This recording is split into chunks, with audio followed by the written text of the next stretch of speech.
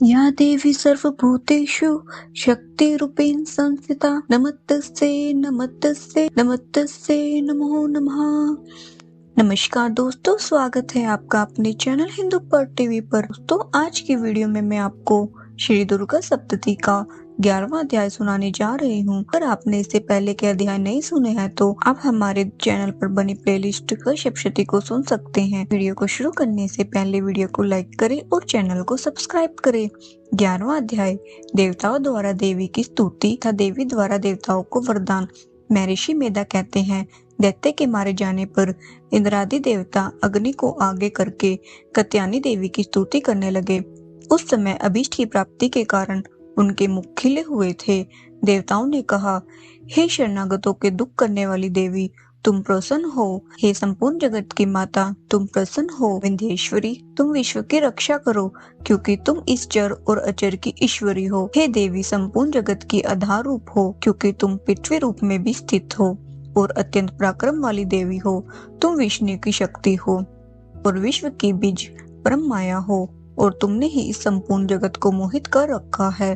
तुम्हारे प्रसन्न होने पर के पृथ्वी मोक्ष की प्राप्ति होती है। हे देवी, संपूर्ण विद्याएं तुम्हारे ही भिन्न भिन्न स्वरूप है। इस जगत में जितनी स्त्रियां हैं, वह सब तुम्हारी ही मूर्तियां हैं। एकमात्र तुमने ही इस जगत को व्याप्त कर रखा है। तुम्हारी स्तुति किस प्रकार हो सकती है, क्योंकि तुम परम बुद्धि रूप हो और संपूर्ण प्राणी रूप स्वर्ग और मुक्ति देने वाली हो। अतः इसी रूप में तुम्हारी स्तुति की गई है। तुम्हारी स्तुति के लिए इससे बढ़कर और क्या युक्तियां हो सकती है। संपूर्ण जनों के हृदय में बुद्धि रूप होकर निवास करने वाली, स्वर्ग तथा मोक्ष प्रदान करने वाली, हे नारायणी देवी, तुमको नमस्कार है। कला काष्ठा आदि रूप से अवस्थाओं को परिवर्तन की ओर ले जाने वाली तथा प्राणियों का अंत करने वाली नारायणी, तुम्हें नमस्कार है। हे नारायणी, संपूर्ण मंगलों के मंगल रूप वाली, हे शिवे, हे संपूर्ण प्रयोजनों को सिद्ध करने वाली, हे शरणागत वत्सला, 3 नेत्रों वाली गौरी, तुमको नमस्कार है। सृष्टि स्थिति तथा संहार की शक्ति भूता सनातनी देवी, गुणों का आधार तथा सर्व सुखमयी नारायणी को नमस्कार है। हे शरण में आए हुए शरणागतों, दीन दुखियों की रक्षा में तत्पर, संपूर्ण पीड़ाओं को हरने वाली, हे नारायणी, तुमको नमस्कार है। हे नारायणी, तुम ब्राह्मणी का रूप धारण करके हंसों से जुते हुए विमान पर बैठी हो तथा पुष्य अभिमंत्रित जल छिड़कती रहती हो, में नमस्कार है। महेश्वरी रूप से त्रिशूल, चंद्रमा और सर्पों को धारण करने वाली, हे महावृषभ वाहन वाली नारायणी, तुम्हें नमस्कार है।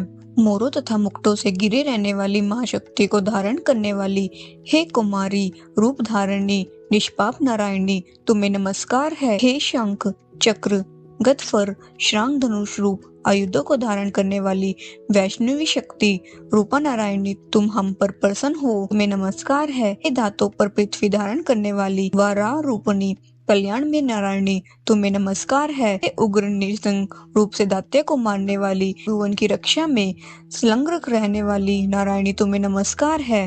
हे मस्तक पर किरीट और हाथ में महावज्र धारण करने वाली, सहस्त्र नेत्रों के कारण उज्जवल विस्तर सुर के प्राण हरने वाली इंद्र शक्ति, हे नारायणी, तुम्हें नमस्कार है। हे शिवदूती रूप से दैत्य के महामत को नष्ट करने वाली, हे घोर रूप वाली, हे मां शब्द वाली, हे नारायणी, तुम्हें नमस्कार है।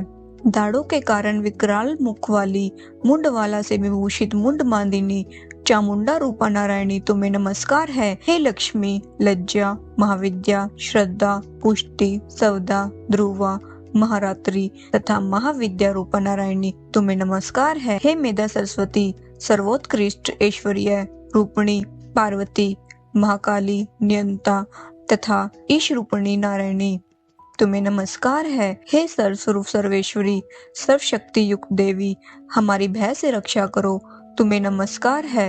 हे कात्यायनी, तीनों नेत्रों से भूषित यह तेरा सौम्य मुख सब तरह के डरों से हमारी रक्षा करे, तुम्हें नमस्कार है। हे भद्रकाली, ज्वालों के समान भयंकर, अति उग्र एवं संपूर्ण असुरों को नष्ट करने वाला तुम्हारा त्रिशूल हमें भय से बचावे, तुम्हें नमस्कार है। हे देवी, जो अपने शब्द से इस जगत को पूरित करके दैत्यों के तेज को नष्ट करता है। वह आपका घंटा इस प्रकार हमारी रक्षा करे जैसे कि माता अपने पुत्रों की रक्षा करती है। हे चंडिके, असुरों के रक्त और चर्बी से चर्चित जो आपकी तलवार है वह हमारा मंगल करे। हम तुमको नमस्कार करते हैं। हे देवी, जब तुम प्रसन्न होती हो तो संपूर्ण रोगों को नष्ट कर देती हो और जब तुम रुष्ट हो जाती हो तो संपूर्ण वांछित कामनाओं को नष्ट कर देती हो। और जो मनुष्य तुम्हारी शरण में जाते हैं उन पर कभी विपत्ति नहीं आती, बल्कि तुम्हारी शरण में गए हुए मनुष्य दूसरों को आश्रय देने योग्य हो जाते हैं। अनेक रूपों से बहुत प्रकार की मूर्तियों को धारण करके इन धर्मद्रोही असुरों को तुमने संहार किया है। वह तुम्हारे सिवा कौन कर सकता था। चतुर्दश विद्याएं, शस्त्र शास्त्र और चारों वेद तुम्हारे ही प्रकाश से प्रकाशित है, उनमें तुम्हारा ही वर्णन है। और जहाँ राक्षस, विषैले, सर्प, शत्रुघ्न है, वहां और समुद्र के बीच में भी तुम साथ रहकर इस विश्व की रक्षा करती हो। हे विश्वेश्वरी, तुम विश्व का पालन करने वाली विश्व रूपा हो, इसलिए संपूर्ण जगत को धारण करती हो। इसलिए ब्रह्मा, विष्णु, महेश की भी वंदनीय हो। जो भक्ति पूर्वक तुमको नमस्कार करते हैं वह विश्व को आश्रय देने वाले बन जाते हैं। हे देवी, तुम प्रसन्न हो जाओ और असुरों को मारकर जिस प्रकार हमारी रक्षा की है ऐसे ही हमारे शत्रुओं से सदा हमारी रक्षा करती रहो। संपूर्ण जगत के पाप नष्ट कर दो और पापों तथा उनके फल स्वरूप होने वाली महामारी आदि बड़े बड़े उपद्रवों को शीघ्र ही दूर कर दो। विश्व की पीड़ा को हरने वाली देवी, शरण में पड़े हुए को प्रसन्न हो जाओ। त्रिलोक निवासियों की पूजनीय परमेश्वरी, हम लोगों को वरदान दो। देवी ने कहा, हे देवताओं, मैं तुमको वर देने को तैयार हूँ। आपकी जैसी इच्छा हो वैसा वर मांग लो, मैं तुमको दूंगी। देवताओं ने कहा, हे सर्वेश्वरी, त्रिलोकी के निवासियों की समस्त पीड़ाओं को तुम इसी प्रकार हरती रहो और हमारे शत्रुओं को इसी प्रकार नष्ट करती रहो। देवी ने कहा, वह स्वस्थ मनवंतर के 28वें युग में 2 और महाअसुर शुंभ और निशुंभ उत्पन्न होंगे। उस समय नंदगोप के घर में यशोदा के गर्भ से उत्पन्न होकर विंध्याचल पर्वत पर शुंभ और निशुंभ का संहार करूंगी। फिर अत्यंत भयंकर रूप से पृथ्वी पर अवतीर्ण होकर मैं वैप्रचिति नामक दानवों का नाश करूंगी। उन भयंकर महासुरों को भक्षण करते समय मेरे दांत अनार पुष्प के समान लाल होंगे।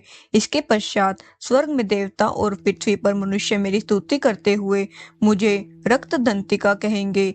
फिर जब 100 वर्षों तक वर्षा न होगी तो मैं ऋषियों के स्तुति करने पर आयु निज नाम से प्रकट होंगी और अपने 100 नेत्रों से ऋषियों की ओर देखूंगी। अतः मनुष्य शताक्षी नाम से मेरा कीर्तन करेंगे। उसी समय मैं अपने शरीर से उत्पन्न हुए प्राणों की रक्षा करने वाले शाकों द्वारा सब प्राणियों का पालन करूंगी।